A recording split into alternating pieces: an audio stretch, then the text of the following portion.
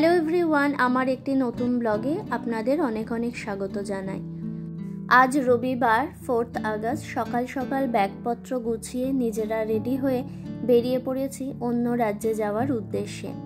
এখানে তো জানেন গ্যাস স্টেশনে কোনো আলাদা লোক থাকে না, তাই নিজেদের গাড়ির ফুয়েল নিজেদেরকেই নিয়ে নিতে হয়।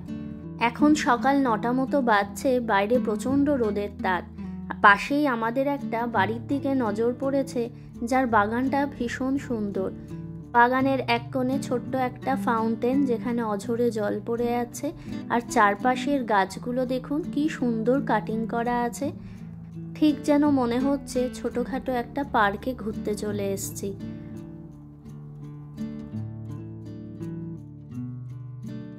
আজকে আমরা যাচ্ছি টরন্টো থেকে মন্ট্রিয়ালের উদ্দেশ্যে। কানাডায় বিভিন্ন রাজ্যকে প্রভিন্স হিসেবে চিহ্নিত করা হয়। আমাদের টরন্টো শহরটি যেমন অন্টারিও প্রভিন্সের অন্তর্গত, ঠিক তেমনি মন্ট্রিয়াল শহরটি কিউবেক প্রভিন্সের অন্তর্গত। এই টরন্টো থেকে মন্ট্রিয়াল যেতে আমাদের সময় লাগবে প্রায় 5.5 থেকে 6 ঘন্টা মতো, এবং দূরত্ব হচ্ছে 588 কিলোমিটার। অলরেডি আমরা টরন্টো পেরিয়ে অনেক দূর চলে এসেছি। এখনও প্রায় 4.5 ঘন্টা মতো লাগবে আমাদের মন্ট্রিয়াল পৌঁছাতে। আজ ওমের মুখটা বাংলার 5 হয়ে গেছে। এক তো ব্লেজের জন্য মন খারাপ, আরেকটি কারণ হচ্ছে কার বুস্টারে ওকে বসতে হয়েছে। এখানে হাইওয়েতে বাচ্চার সেফটির জন্য কার বুস্টার কম্পালসারি, কিন্তু ওমের সেটা একদমই পছন্দ নয়, তাই ওকে পুলিশের ভয় দেখিয়ে কোনো রকমে বসানো হয়েছে।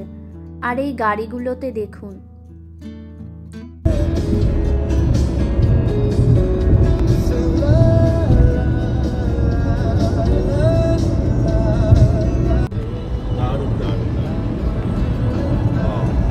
এখানে সবাই যখন ঘুরতে যায় তখন তাদের পছন্দের বাইক, সাইকেল, এমনকি ছোট ছোট বোটগুলোও সাথে নিয়ে বহু দূর পর্যন্ত চলে যায়।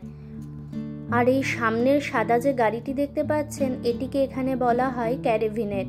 এগুলোই ট্রান্সপোর্ট আর স্লিপিং অ্যাকোমোডেশন দুটোরই একসাথে কাজ করে। এই গাড়ির মধ্যে একটা ছোট্ট কিচেন, বেড থাকে শোয়ার জন্য, আবার থাকে ওয়াশরুমেরও ব্যবস্থা। এই গরমকালে এখানে তো জানেন বহু মানুষ ক্যাম্পিংয়ের জন্য যান, তখন বেশ কয়েকদিনের জন্য তারা নিজেদের প্রয়োজনীয় সামগ্রী এই গাড়িতে করে নিয়ে বহু দূর চলে যান ক্যাম্পিংয়ের জন্য। আমাদের ইন্ডিয়াতে লং ড্রাইভে যাওয়ার সময় হাইওয়ের ওপরে যেমন বিভিন্ন ধরনের ধাবার ব্যবস্থা করা আছে, এখানে আছে অনরুট। এখন প্রায় অর্ধেকের বেশি রাস্তা চলে এসেছি, তাই একটু রেস্ট নিয়ে লাঞ্চ সেরে আবার বেরোবো। এটি হচ্ছে অনরুটের শপ। এর ভেতরে বিভিন্ন খাবার, ওয়াশরুম সবকিছু আছে, আর চারদিকে আছে গাড়ির চার্জিং পয়েন্ট আর ফুয়েল নেওয়ার ব্যবস্থা। কানাডায় যে জিনিসটা আমার সব থেকে ভালো লাগে সেটি হচ্ছে সব কিছুর একটা নির্দিষ্ট সিস্টেম আছে।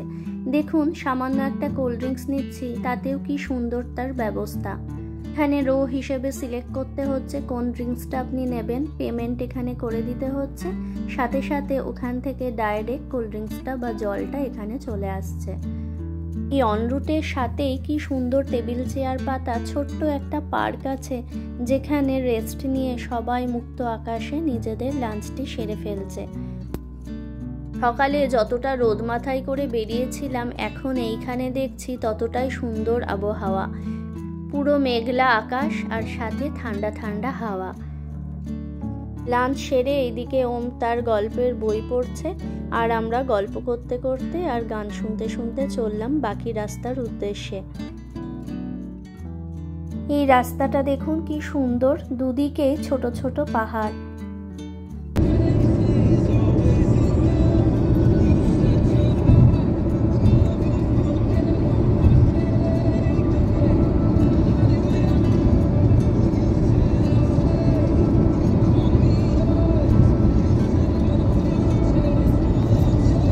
রাস্তায় খাবার জন্য এরকম ছোট ছোট মা ইন্ডিয়া থেকে পাঠিয়েছিল চকলেট, সেগুলো সাথে করে নিয়ে এসেছিলাম। ছোটবেলায় যখন মামার বাড়ি যেতাম বাসে করে, ট্রেনে করে, তখন এই চকলেটগুলো কিনে দিত। এগুলো খেতে খেতেই বহু দূর চলে যেতাম। আর আজকের আকাশটা দেখুন, কখনো নীল আকাশে রোদের ছটা, কোথাও কালো মেঘের ঘন ঘটা, আবার কোথাও অল্প বৃষ্টি, কোথাও রাস্তার দুধারে ঘন জঙ্গল, কোথাও আবার ছোট ছোট পাহাড়, আবার কোথাও বড় বড় লেক। প্রকৃতির এই অপরূপ সৌন্দর্য দেখতে দেখতে কখন যে 6 ঘন্টা পেরিয়ে গেল মুহূর্তেই বুঝতেই পারলাম না।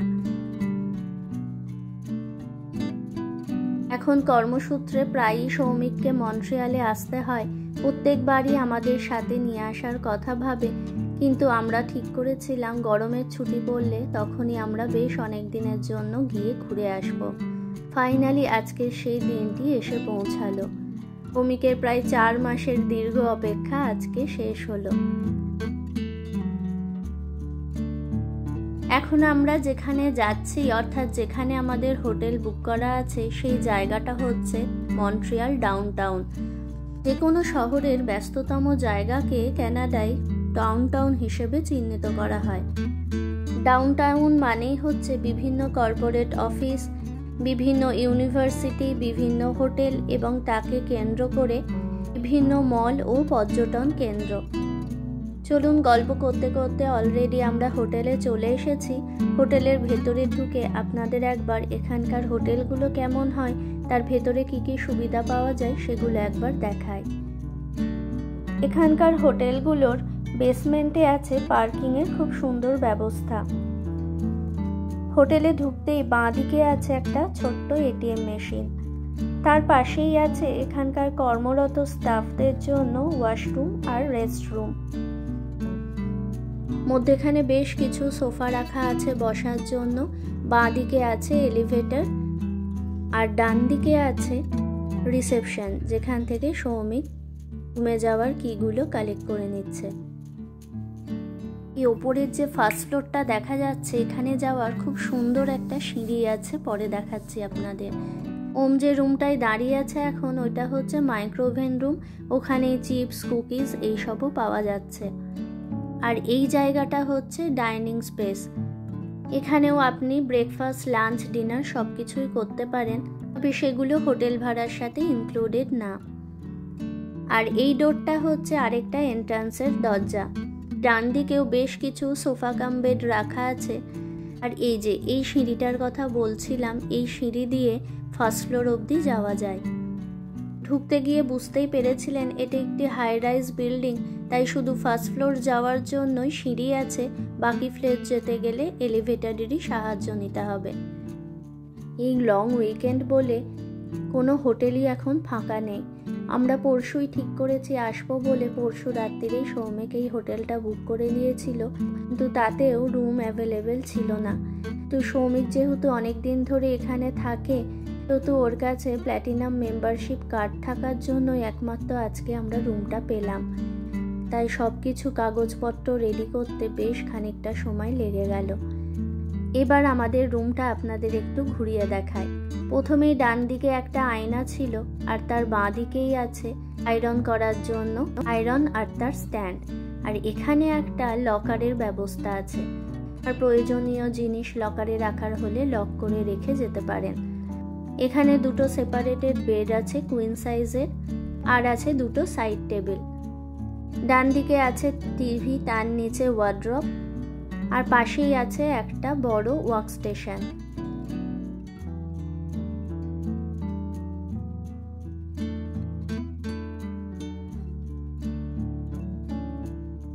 এই ওয়ার্ড্রপগুলোতে বেশ ভালো স্টোরেজ সিস্টেমও আছে।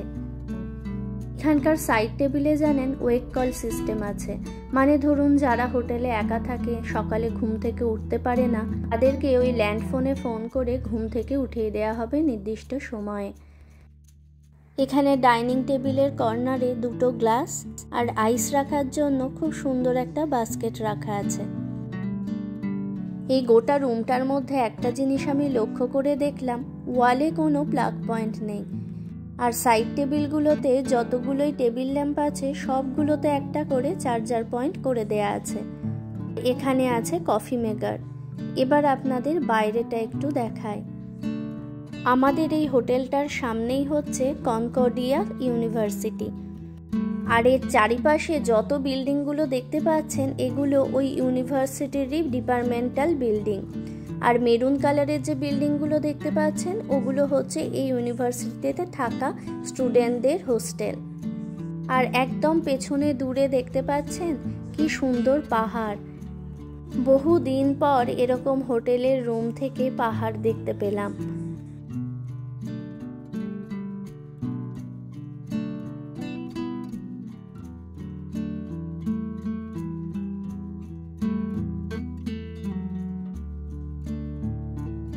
বাইরের এই সুন্দর প্রাকৃতিক দৃশ্য দেখার জন্য জানলার পাশেই একটা ছোট্ট টি টেবিল আর বসার একটা চেয়ার দিয়েছে।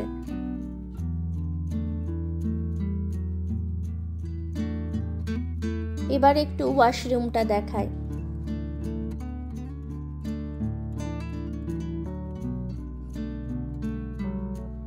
এই ব্যাগে আছে একটা হেয়ার ড্রায়ার।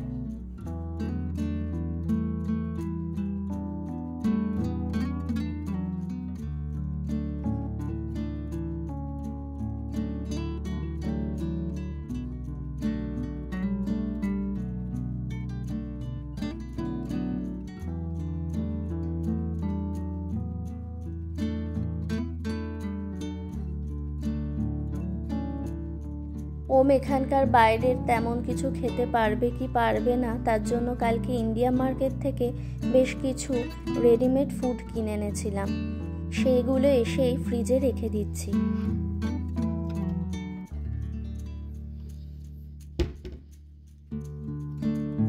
আজকে আর বাইরে কোথাও যাওয়ার প্রোগ্রাম নেই। কালকে ভোরবেলা সৌমিকের অফিসও জয়েন করতে হবে, তাই আজকে হোটেলটা ভালো করে ঘুরিয়ে দেখিয়ে দিচ্ছে কোথায় কি আছে, যাতে কাল থেকে আমি ওমকে নিয়ে আসতে পারি। এই মন্ট্রিয়ালের লোকজন খুব সকাল সকাল নিজেদের কাজে চলে যায়, তাই সৌমিককেও চলে যেতে হয় 6টার মধ্যে, আর দুপুর 2টোর মধ্যে বাড়ি চলে আসে। একটু লাঞ্চ করে রেস্ট নিয়ে তারপর জিম করে নেয়। জিম হয়ে গেলে তারপর সুইমিং করে কোথাও বাইরে ঘুরতে যাওয়ার হলে তখন যায়। এখানকার প্রায় প্রত্যেকটি মানুষই এরকমভাবে ওয়ার্ক লাইফ ব্যালেন্স করে নিজেদের জীবন কাটায়। আর এই জিমটা আছে বিল্ডিংয়ের একদম টপ ফ্লোরে। এই ওপর থেকে এত সুন্দর পাহাড় দেখতে পেলে জিম করার ক্লান্তিই যেন দূর হয়ে যাবে। আর ডান দিকে যে বড় বড় বিল্ডিংগুলো দেখছেন এগুলো হচ্ছে এখানকার কন্ডোমিনিয়াম বা অফিস বিল্ডিং।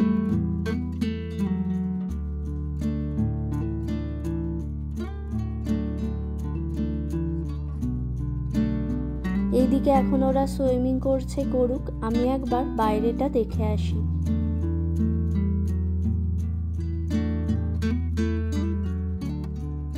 আমাদের বেডরুম থেকে যেমন মেন রোডটা দেখা যাচ্ছে, আর এই সুইমিং পুলের পাশ থেকে এর ব্যাক সাইডটা দেখা যাচ্ছে।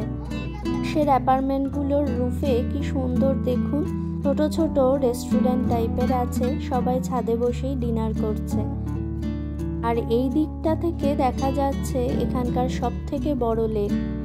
এটি ঠিক লেক না, এটি একটি রিভার, এর নাম হচ্ছে সেন্ট লরেন্স রিভার। সন্ধেবেলায় নাকি এই ব্রিজটায় পুরো রেনবো কালার দিয়ে দেয়, তখন এর সৌন্দর্য আরো বেড়ে ওঠে।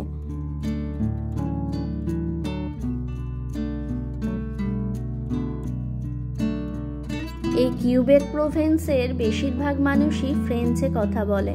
এই টিভিতেও দেখছি বেশিরভাগ চ্যানেলই ফ্রেঞ্চে আসছে, 1-2টো ইংলিশ চ্যানেল পেয়েছি, সেগুলোই আমরা দেখছি।